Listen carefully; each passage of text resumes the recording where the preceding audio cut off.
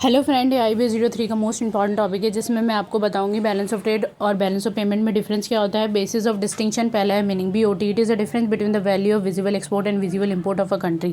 Balance of trade मतलब क्या होता है, किसी भी कंट्री के जो विजिबल एक्सपोर्ट होते हैं और विजिबल इंपोर्ट होते हैं उनके बीच का डिफरेंस बैलेंस ऑफ ट्रेड कहलाता है। मतलब कि जो दिखाई देते हैं गुड्स, उनके एक्सपोर्ट और इंपोर्ट के बीच जो डिफरेंस होता है वो बैलेंस ऑफ ट्रेड कहलाता है। BOP is a systematic record of all economic transaction between a country and the rest of the world.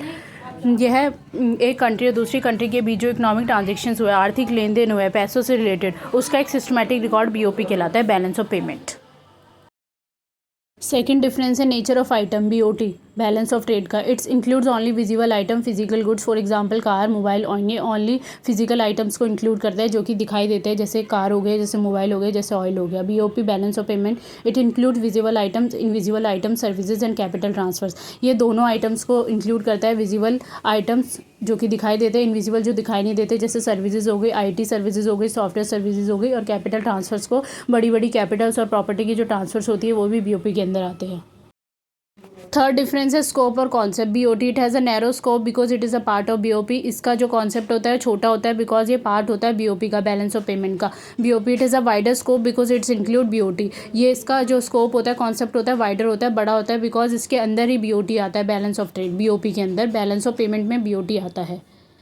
Fourth difference है स्ट्रक्चर पार्ट, मतलब इसकी बनावट क्या है। BOT balance of trade it is recorded only under the current account, ये current account के अंदर ही include होता है। BOP balance of payment it is divided into current account and capital account. जैसे मैंने पहली वीडियोज़ में बताया कि BOP में दोनों अकाउंट्स आते हैं, करंट और कैपिटल अकाउंट।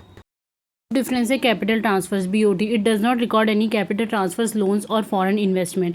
ये कोई कैपिटल ट्रांसफर्स को रिकॉर्ड नहीं करता, लोन्स हो गए और फॉरेन इन्वेस्टमेंट को भी रिकॉर्ड नहीं करता। BOP it's strictly record all capital received and payment, foreign direct investment, IMF loans etcetera.